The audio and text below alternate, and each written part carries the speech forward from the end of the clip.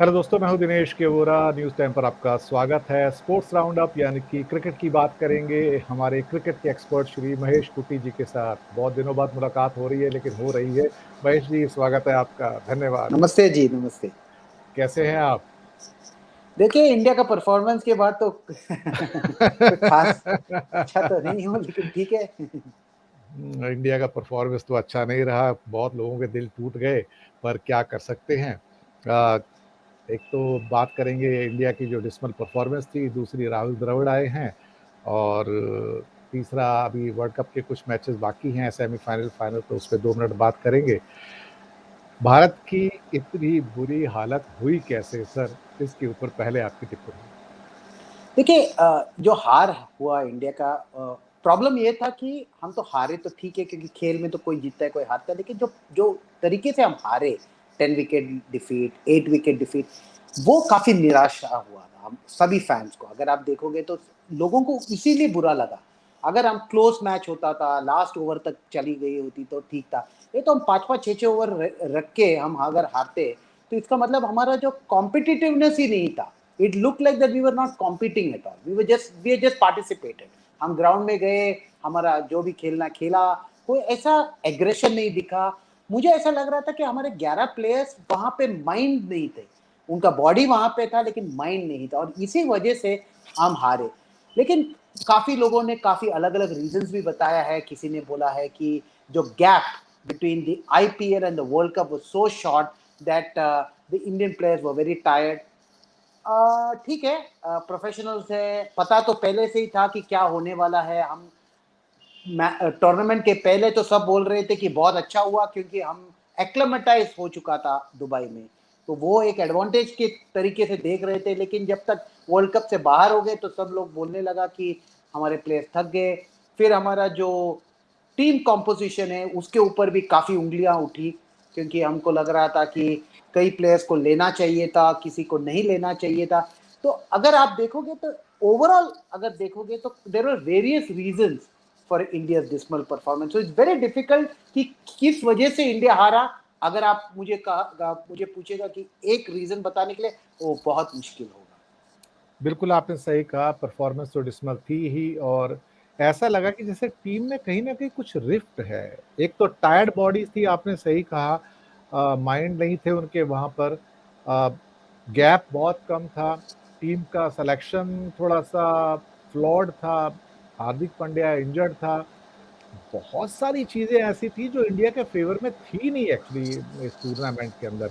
तो कहीं ना कहीं ऐसा लगता है कि टीम में रिफ्ट भी था। मेंटोर अपने साइड से धोनी साहब थे, कोच रवि थे, और कप्तान विराट कोहली थे। ऐसा लगता है कॉन्फ्लिक्ट ऑफ इंटरेस्ट था, कुछ बात बन नहीं पाई सर। देखिए, पहली बात तो ये तो रवि शास्त्री का लास्ट टूर्नामेंट था, तो कॉर्पोरेट वर्ल्ड में उसे कहता है नोटिस पीरियड। जो भी नोटिस पीरियड में होता है, उसका कभी काम पे ध्यान रहता नहीं।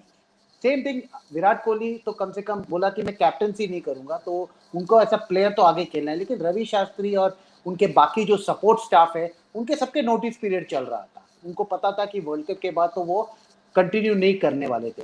तो उनका मुझे लगता है कि प्रॉबली उनका और धोनी, जिसको बोर्ड ने लास्ट मोमेंट में लाया, बोला कि अब मेंटोर का रोल कीजिए। ये मुझे लगता है कि the power centre was not finalised. I mean it was moving around. और ये जब होता है, और इतना बड़ा टूर्नामेंट है, वर्ल्ड कप है, ये तो सबसे बड़ा टूर्नामेंट है, और India was the favourites to win the tournament, because सब लोग कहते हैं कि हमारे पास जो आईपीएल का जो एक्सपीरियंस है, उससे तो हम किसी को भी हरा सकते हैं। और जो वार्म अप मैचेस में हमने ऑस्ट्रेलिया और इंग्लैंड को तो बहुत बुरी तरह हराया था, तो ऐसा लग रहा था कि हमारे प्लेयर्स एकदम फॉर्म में हैं। लेकिन जैसा टूर्नामेंट स्टार्ट हुआ, पहला मैच जो हम पाकिस्तान के साथ हारे, उसके बाद हम वापस उभर के आए ही नहीं। हम जो हमारे 10 विकेट डिफीट, जो जो स्टार हमारे ऊपर छोड़ दिया पाकिस्तान ने, वो तो हम उसके बाद बाहर आया ही नहीं। तो हो सकता है कि लाइक इंग्लिश में कहते हैं कि too many cook spoil the broth, वही होगा रे, होगा इसमें भी। क्योंकि एक जगह से धोनी था, एक जगह रवि शास्त्री, एक विराट कोहली। तो विराट कोहली किसके तरफ गया होगा? रवि शास्त्री की तरफ गया होगा, धोनी की तरफ गया होगा, किसी को पता नहीं है। ड्रेसिंग रूम में क्या हुआ था वो लास्ट 15 दिन से किसी को मालूम नहीं। लेकिन एक बात तो एकदम साफ निकल के आया, यही था कि they were not in the same page. The players were not on the same page. The coach was not knowing what was happening. So overall, more than helping this whole thing, I think Dhoni as a mentor might have not actually helped what probably Saurav Ganguly expected him to happen. शुरुआत के matches में हमने batting combination को भी disturb किया। रोहित जैसा player और राहुल एक साथ में आते थे, हमने उसको भी तोड़ दिया एक्चुअली। और वो so called magical cricketer Varun Chakravarthy को खिला लिया, जबकि हमारे पास एक्सपीरियंस अश्विन था। इतना क्रंच मैच पाकिस्तान न्यूजीलैंड का और हम एक नॉविस को खिला रहे हैं सर, इतना बड़ा रिस्क, ये कैसे हो गया सर? देखिए ये भी हो सकता है कि अगर आप देखोगे लास्ट 6-8 महीने से पूरा इंग्लैंड टूर के बाद जब भी आए तो usually Ashwin does not play white ball cricket. अगर आप देखोगे तो वाइट बॉल क्रिकेट खेलते ही नहीं है। मुझे लगता है कि T20 तो वो 3-4 साल के बाद खेल रहा था। इवन द दिल्ली टीम ठीक है वो खेलते हैं because there are 7 Indians required, लेकिन he is never an automatic choice to play for India. तो probably at some point of time the team management को ऐसा लगा होगा कि वरुण चक्रवर्ती एक सरप्राइज पैकेज है, उनको लगा होगा कि उनके पास वो काबिलियत है जिससे वो आउट कर सकता है बैट्समैन को। लेकिन जैसा पहला मैच हार गया, मे बी अगले न्यूजीलैंड के सामने उनको तो सबसे अच्छा टीम को फ्रंट करना चाहिए था। Specially they should have got Ashwin instead of Varun Chakravarthy. और जो ईशान किशन को जो ऊपर खिलाया, maybe Rahul could have played below, but Rohit Sharma has to open the innings period, क्योंकि वो ओपनिंग में ही रन बनाता है। Sir injured player Hardik Pandya team में कैसे आता है सर? ये मेरी समझ से बाहर था। वो तो हमने पहले भी डिस्कस किया था, हमारा प्री वर्ल्ड कप शो में भी हमने कहा कि हार्दिक पांड्या मेरा टीम में कभी नहीं बैठता था, क्योंकि अगर वो प्योरली ऐसे बैट्समैन आ रहा है तो उससे काफी अच्छे बैट्समैन है हमारे पास। बिल्कुल है सर। हाँ, अगर वो बॉलिंग कर सकता है तो बात अलग है, अगर 2-3 ओवर निकाल सकता है तो बात अलग है, लेकिन वो वैसा बॉलिंग तो किया ही नहीं क्योंकि उसका इंजर्ड था। और मुझे सुनने में आया कि Dhoni was the guy who insisted that he be kept for the world cup. अभी उनको क्या लगे उनको खिलाया पता नहीं, लेकिन जो भी डिसीजन लिया गया था वो सभी के सभी बैकफायर हुए। सर 30% फिटनेस के साथ अगर कोई प्लेयर टीम में आता है और टीम का कप्तान विराट कोहली कहता है कि आई वांट 100% फिटनेस, तो it looks like a joke. Otherwise मुझे लगता है कि आप एक बड़ी joke, you are carrying a passenger in the team and it has really, मतलब इंडिया के लिए तो कॉस्ट बहुत भारी पड़ गया ना उसका, देखा जाए तो। देखिए इतना बड़ा टूर्नामेंट है, वर्ल्ड कप जैसा टूर्नामेंट में you need the player physically and mentally एकदम अलर्ट। लेकिन हमारा तो देखोगे तो फिजिकली तो हमने काफी टाइम से खेला था, मेंटली ऑल्सो ऐसा लग नहीं रहा था कि हमारे प्लेयर्स वहां पे ग्राउंड पे एग्रेशन नहीं दिखा, द विल टू विन नहीं था। और आप इतने बड़े टूर्नामेंट खेलने के टाइम पे ऐसा कर ही नहीं सकता, आपको तो खेलना है, जोर लगाना है।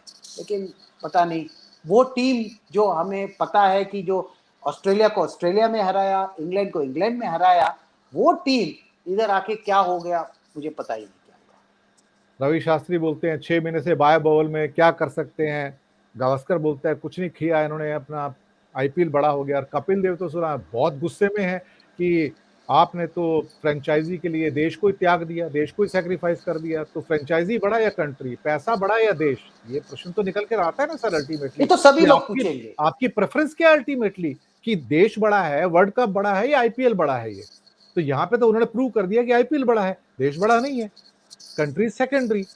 ऑफ कोर्स ये तो साफ होके आए कि क्योंकि हमारे प्लेयर्स भी देखोगे कि अगर ऑस्ट्रेलियन प्लेयर देखिए आप, Cummins was paid 16 crore but he did not come to play the IPL. क्यों? क्योंकि उसको उतना एडिक्वेट रेस्ट चाहिए था, क्योंकि रेस्ट से ही वो अच्छा बॉलिंग कर सकता है।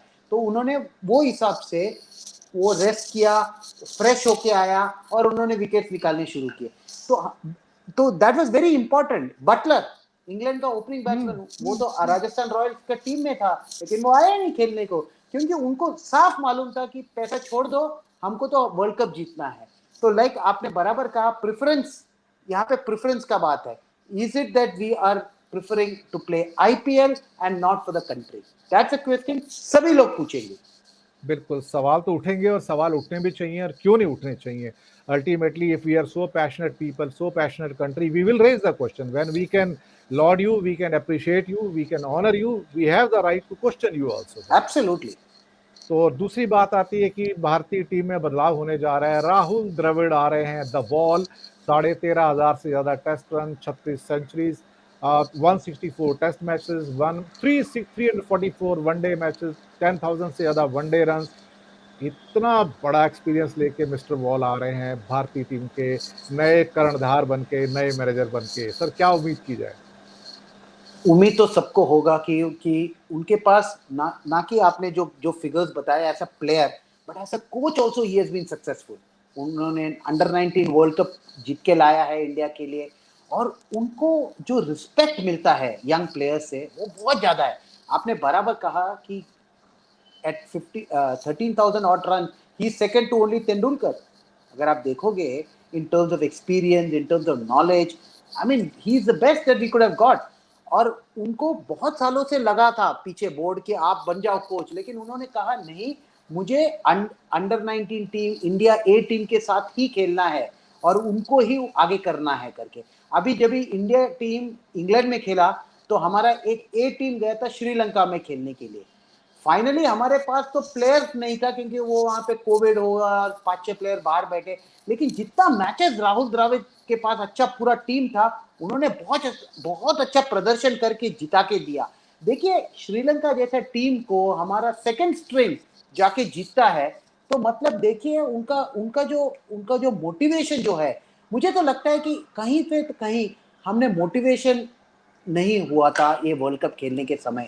आई mean we are very very passionate और सब ठीक है, लेकिन जो मोटिवेशन फैक्टर है ना, वो मुझे लगता है रवि शास्त्री से ज़्यादा बेहतर राहुल द्रविड़ करेगा, और इसी वजह बिल्कुल। से मुझे उम्मीद है कि Indian cricket will go ahead. और लास्ट पॉइंट पे आते हैं। वर्ल्ड कप खत्म नहीं हुआ है अभी, दो सेमीफाइनल और एक फाइनल बाकी है। लाइनअप क्लियर है, Pakistan versus Australia, England versus New Zealand. और ऑस्ट्रेलिया के डेविड वार्नर इस टाइम पूरी फॉर्म में वापस आए हैं। ऑस्ट्रेलिया वैसे भी बिग मैच का टेम्परामेंट लेके चलते हैं, वो छोटे मैच के खिलाड़ी नहीं है, बड़े मैच के खिलाड़ी हैं। जब बड़ा मैच आता है तो लिफ्ट कर जाते हैं एकदम से। तो क्या आपको उम्मीद नजर आती है दोनों सेमीफाइनल के अंदर? देखिए पहले हम बात करेंगे पाकिस्तान और ऑस्ट्रेलिया का मैच का। आपने बराबर कहा, ऑस्ट्रेलिया बड़ा मैचेस अच्छा खेलता है और उनके पास वो एक्सपीरियंस है बड़ा मैचेस खेलने का। देखेंगे तो 2015 उन्होंने वर्ल्ड कप फाइनल जीता था, 2019 तक सेमीफाइनल्स में भी पहुंचा था, और उनके पास जो टीम है वो अभी एकदम ऑलराउंडर टीम लग रहा है जब से वार्नर फॉर्म में आया है। देखिए वार्नर एक ऐसा प्लेयर है जो अकेला लेके जा सकता है गेम को। हाँ, चल गया तो टीम ओके, निकाल देगा। टीम निकाल देगा, और उनके पास बॉलिंग भी बहुत अच्छा बॉलिंग है। देखिए अब स्टार्क है, हेजलवुड है, कमिंस है कमिंस और कमिंस है, जैम्पा है। जाम्पा है, हाँ। तो उनके पास बॉलिंग है, उनके पास टॉयनेस है, मिच माश है, तो ये सब फॉर्म में आ गए। और जब इतना अच्छा प्लेयर सब फॉर्म में आएंगे तो पाकिस्तान को बहुत तकलीफ होगा।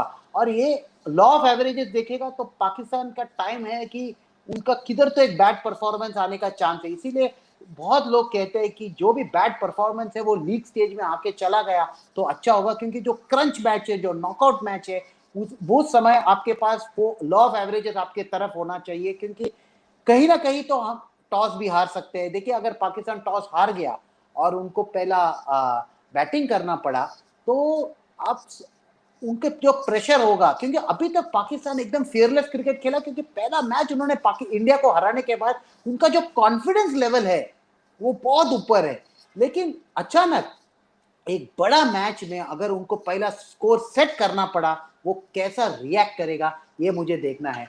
लेकिन मुझे लगता है कि जो भी पहला बैटिंग करेगा, बाद में बैटिंग करेगा, Australia has got the edge. आपके हिसाब से विनर कौन है न्यूजीलैंड और इंग्लैंड के बीच में? देखिए वो भी बहुत टाइट मैच होगा, क्योंकि न्यूजीलैंड को हम कभी राइट ऑफ नहीं कर सकते, क्योंकि जब तक केन विलियमसन है, और न्यूजीलैंड का एक खासियत यह है कि जो छोटा स्कोर चेस करना उनको बहुत अच्छी तरह आता है, स्पेशली केन विलियमसन।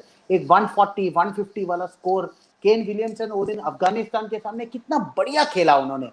कभी प्रेशर आने नहीं देता है, कभी अंडर प्रेशर नहीं खेलते, कभी एंशियस नहीं होते कि बड़ा शॉट कब खेलना है, लेकिन वो एक रन बनाएगा, बीच में चौका मारेगा, तो वो रन रेट को हमेशा अपने पास रखता है।